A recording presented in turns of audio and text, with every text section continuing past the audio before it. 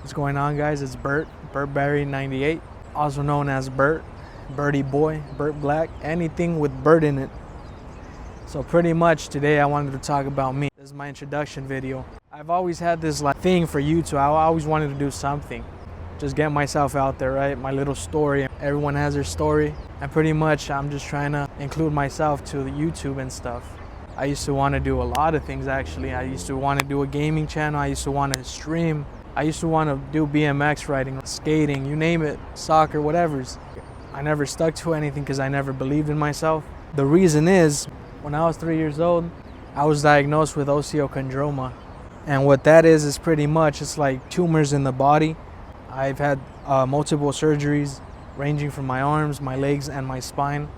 And pretty much, I just never thought I could be somebody, Yeah, so I thought to myself, why don't I put myself out there, right? Share my story, share my passions and whatnot. Yeah, I'm here like everybody else. I'm here to learn. I'm here to live, improve myself. And it's something I've always wanted to do, right? But I just never stick to it. Why? Because I don't believe in myself. But now I'm starting to believe in myself even when I can't. I was just like, whatever, so I'm just gonna kind of record myself. And I'm just chilling right now. It's kind of nice. This is my first time recording myself on camera, So a little bit about me. I was born in Sacramento, 1998, and then we moved to East LA. That's where most of my life was at, I went to school there, elementary, middle school, high school. Met a lot of people outside of school. And then around, I'd say late 2018, early 2019, we moved to El Monte, California. And been here ever since. Discovered this little river right here. It's pretty nice. Since I never recorded myself, I kind of said, okay, I got to record somewhere where it's kind of lonely so I could feel comfortable talking to the camera. And this was it, ever since I got here, I was dealing with depression and anxiety and all that stuff. I abused marijuana and I started using it medically. And I slowly started creeping up to using it recreationally. Within a year, my mind just couldn't take that no more. Came down with a lot of things, delusion and bipolar and this and that. It was creeping up and I had a mental breakdown. Simple as that, After that, I just been kind of recovering from that.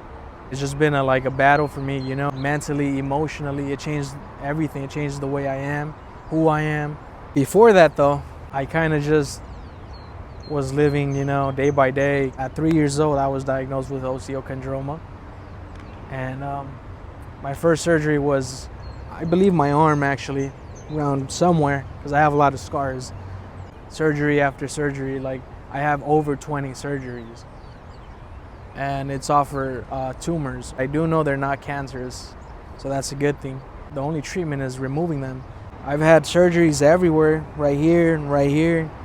I had screws in both my ankles to kind of fix them because they were kind of tilted inward. And they tried straightening them out.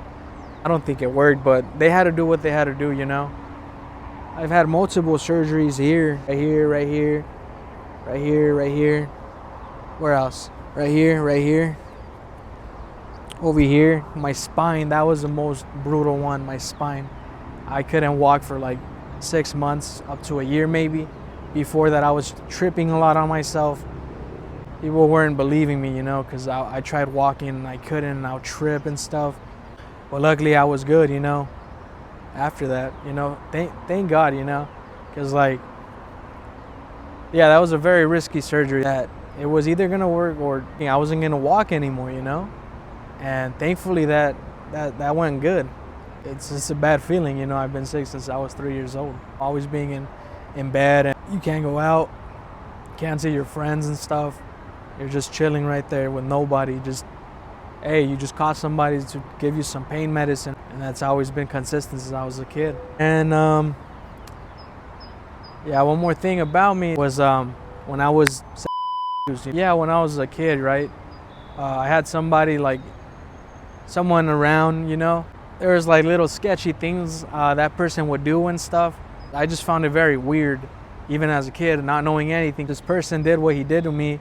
And I could save some details, but I could set it straight, he was trying to convince me.